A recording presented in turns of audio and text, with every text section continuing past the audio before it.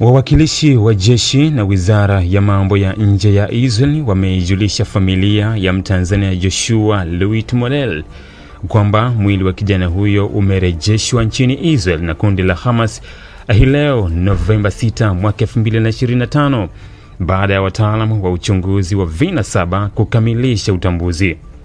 Molel mwenye umri wa miaka 21 alikuwa mwanafunzi wa mafunzo ya kilimo katika eneo la Kibbutz Nahal Oz.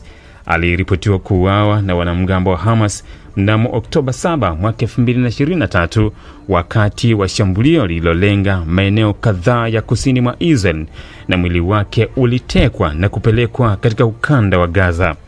Kwa mujibu wa taarifa iliyotolewa na ofisi ya waziri mkuu wa Israel, miili ya mateka 6 waliouawa bado inashikiliwa katika ukanda wa Gaza.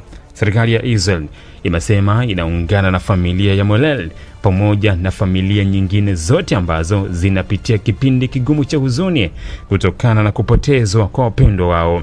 Serikali ya Israel inaungana katika huzuni kuu ya familia ya Molel na familia zote za mateka waliouawa, imeeleza taarifa ya ofisi ya waziri mkuu. Aidha, taarifa hiyo imeongeza kuwa Israel imeazimia na imejitoa kikamilifu na inafanya kazi bila kuchoka kuhakikisha miili ya mateka hao 6 waliouawa inarejeshwa ili wapate kuzikwa kwa heshima. Serikali hiyo imesisitiza kuwa kundi la Hamas linapaswa kutekeleza makubaliano yake na wawezeshaji wa mazungumzo na kurudisha miili hiyo kama sehemu ya utekelezaji wa makubaliano yaliyofikiwa.